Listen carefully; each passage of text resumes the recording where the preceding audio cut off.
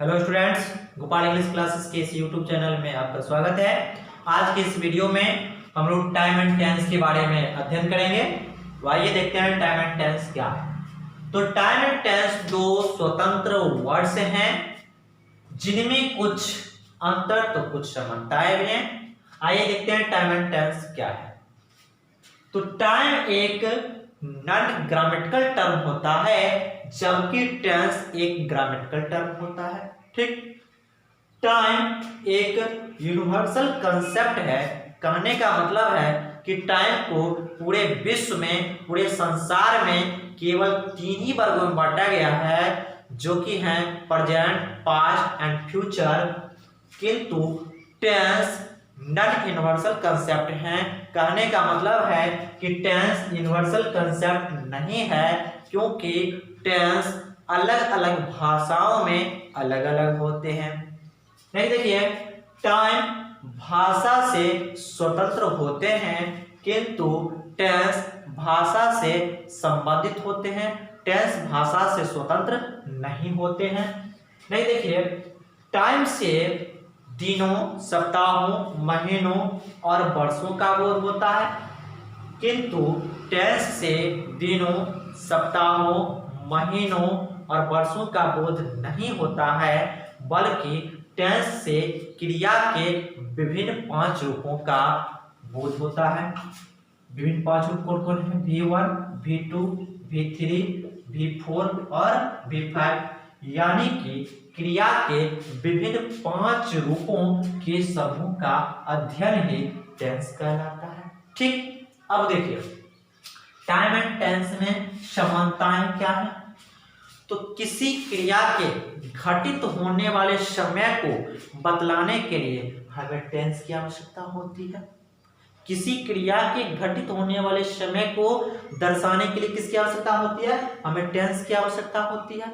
ठीक, अब देखिए, इस प्रकार से हम कह सकते हैं कि कोई भी कार्य हो रहे हैं या हो चुके हैं या होने वाले हैं को समझने के लिए क्रिया के रूपों में जो परिवर्तन होता है वही टाइम एंड टेंस कहलाता है। फिर से याद कर लीजिए, मैंने क्या बोला?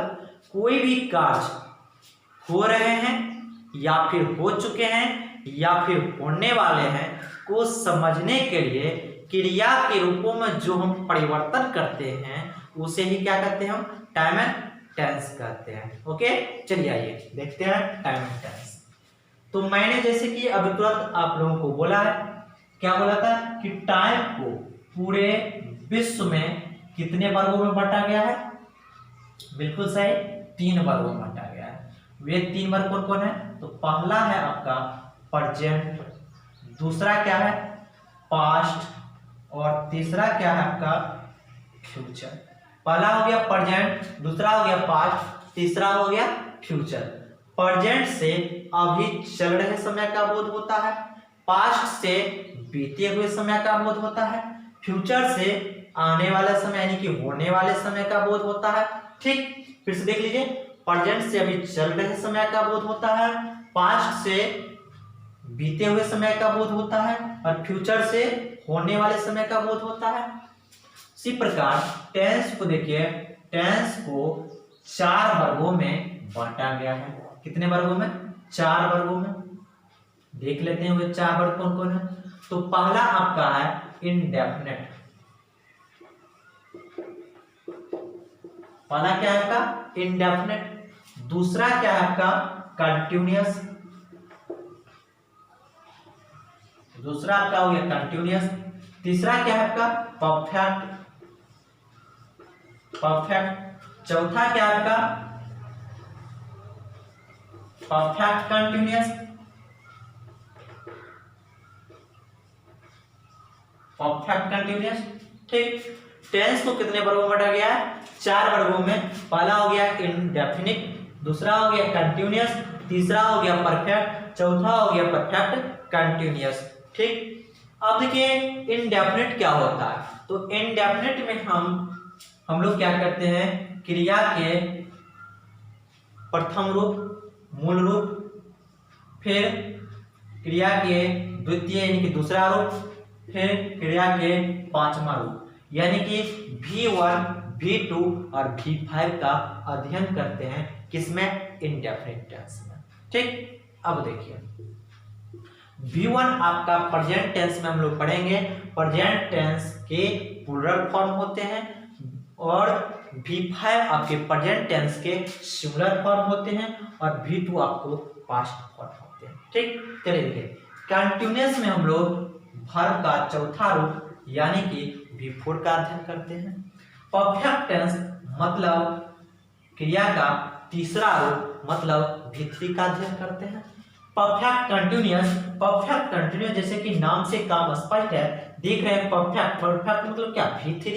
तो परफेक्ट ये वर्ब टू बी का तीसरा फॉर्म लेता है, तो टू बी का तीसरा फॉर्म हो जाता है बीन। क्या हो जाता है, बीन प्लस में कंटिन्यूअस का मतलब क्या, V4 वर्ब का क्रिया का चौथा रूप यानी कि बीन प्लस V4।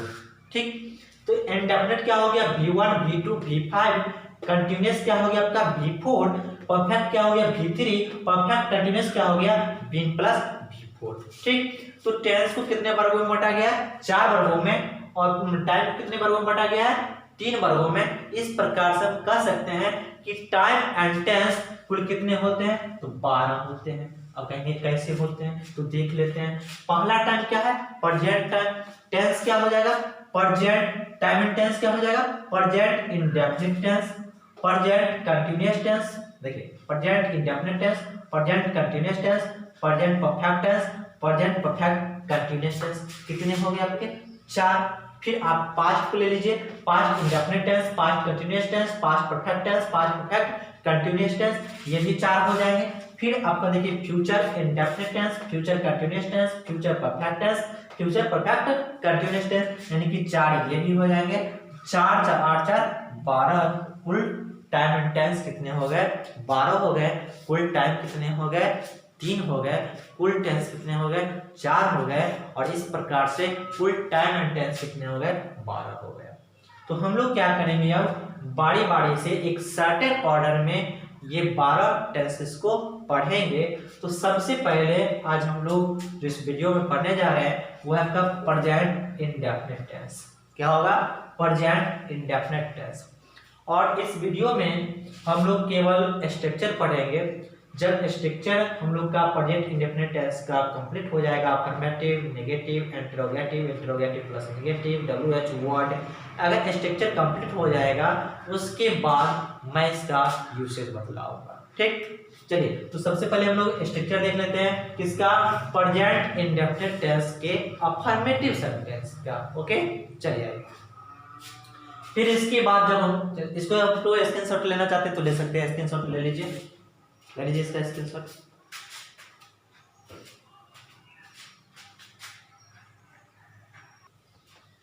चलिए हम लोग क्या देखेंगे, प्रेजेंट इंडेफिनिट टेंस। ठीक, देखिए नंबर क्या आ जाएंगे, फर्स्ट प्रेजेंट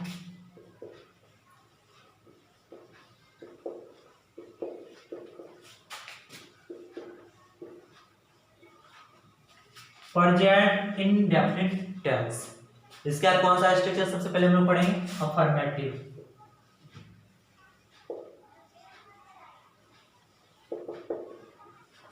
अफर्मेटिव सेंटेंस। ठीक, अब देखिए अफर्मेटिव का जो स्ट्रक्चर होता है, देखिए स्ट्रक्चर ये क्या होता है, तो subject plus V1 oblique V5 plus object plus other word भी आप लिख सकते हैं। ठीक, चलिए तो सबसे पहले हम लोग देख लेते हैं अब ये V1 और V5 क्या है। ठीक, तो देखिए V1 आपका हो गया प्लूरल फॉर्म। क्या हो गया, प्लूरल फॉर्म। और V5 क्या हो गया आपका, सिंगुलर फॉर्म। क्या हो गया, सिंगुलर फॉर्म।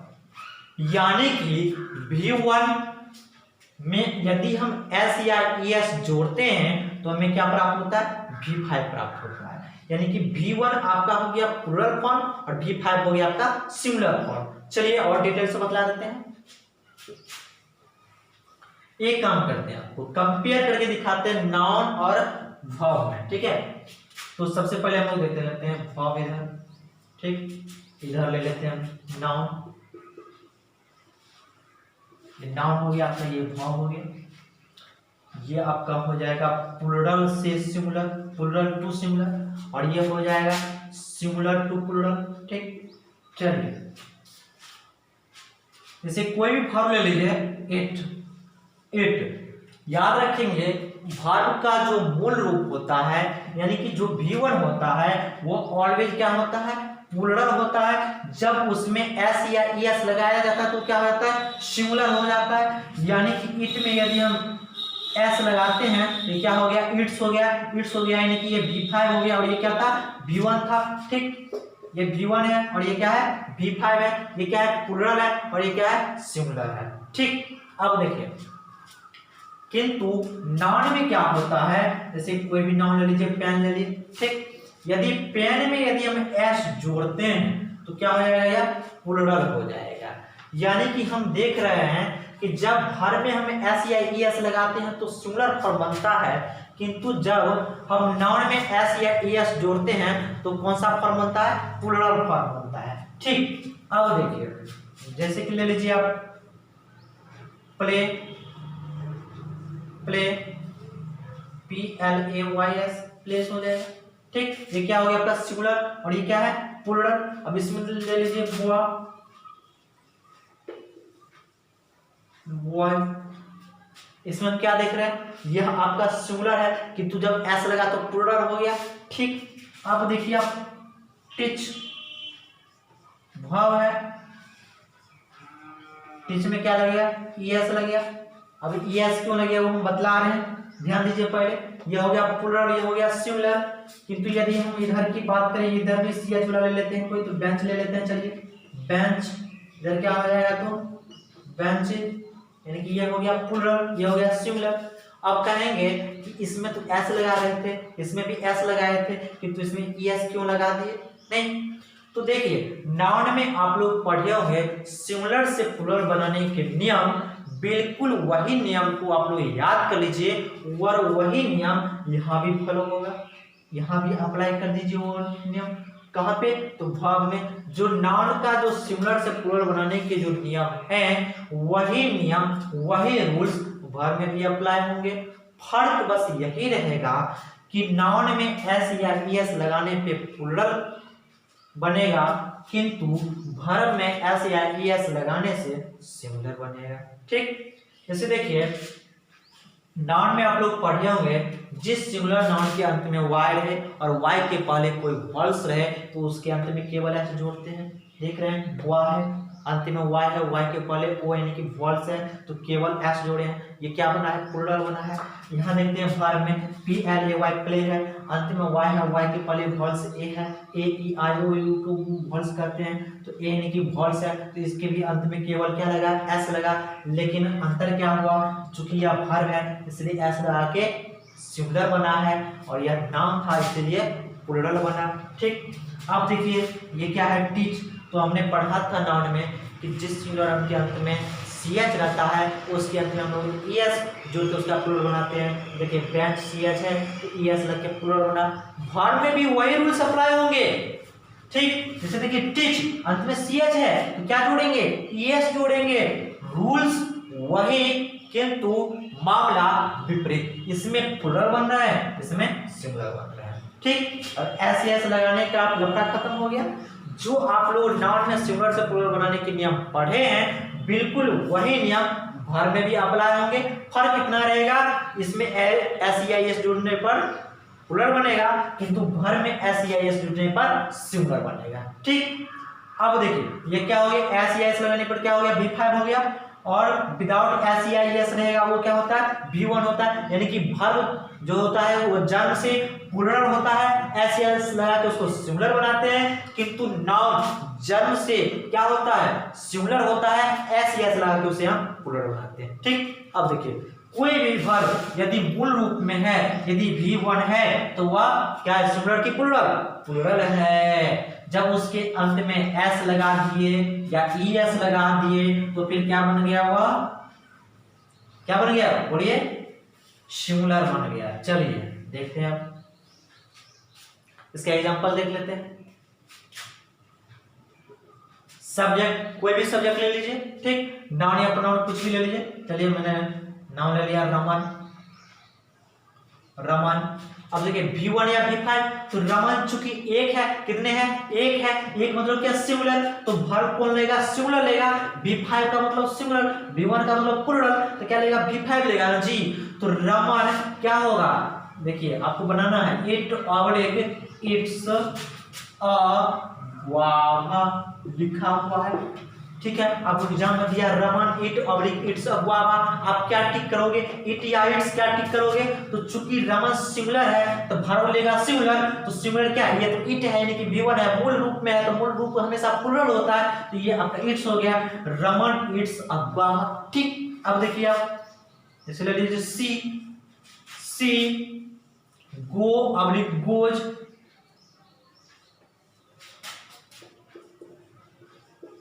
दिया, ठीक। अब देखिए सी गो ऑब्लिक गोज दिया, तो सी क्या होता है, ये भी सिंगुलर होता है, वह जाती है, वह मतलब क्या, कोई एक जाती है, अगर एक से अधिक रहता तो हम वह नहीं बोलते, क्या बोलते, वे लोग जाती हैं, यानी कि ही सी ये सब सिंगुलर होते हैं। इसका प्लुरल क्या होता है, दे होता है। तो जब यह सिंगुलर है, हमारा सब्जेक्ट सिंगुलर है, तो वर्ब भी क्या होगा, सिंगुलर होगा। याद रखेंगे सेंटेंस में जैसा सब्जेक्ट रहेगा वह भी वैसा ही रहेगा। अगर सब्जेक्ट मेरा सिंगुलर तो वर्ब सिंगुलर, सब्जेक्ट प्लुरल तो वर्ब भी प्लुरल। चलिए तो सी सिंगुलर है, तो सिंगुलर कौन सा है, गो या गोज, तो गो तो मूल रूप है, जाना का मूल रूप यानी कि V1 गो होता है, तो V1 तो लेगा नहीं, V1 का मतलब प्लुरल, तो क्या लेगा, गोज, सी गोज दिया, ठीक। चलिए अब हम बात कर लेते हैं, जैसे रहेगा यू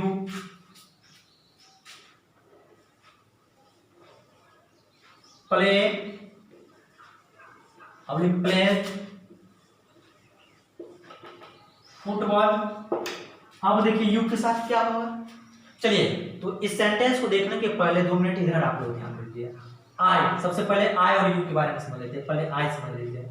आई जब भी प्रेजेंट टेंस में रहे तो यह हमेशा क्या लेगा, प्लुरल वर्ब लेगा, मतलब क्या, V1 लेगा। कौन, आई, आई प्रेजेंट टेंस में हमेशा और हमेशा क्या लेगा, प्लुरल वर्ब लेगा, यानी कि V1 लेगा। कौन, आई, याद हो गया, आई के साथ प्लुरल वर्ब यानी कि V1, आई के साथ V1। चलिए बात करते हैं अब यू का, ठीक। तो यू क्या होता है, नेचर से सिंगुलर भी होता है और प्लुरल भी होता है। यू स्वभाव से सिंगुलर भी होता है और प्लुरल भी होता है। पूछोगे क्यों, तो देखिए यू का हिंदी तुम भी होगा और क्या होगा, तुम लोग भी होगा, होगा कि नहीं होगा, तुम भी होता है, तुम लोग भी होता है, ये सिंगुलर है, ये प्लुरल है।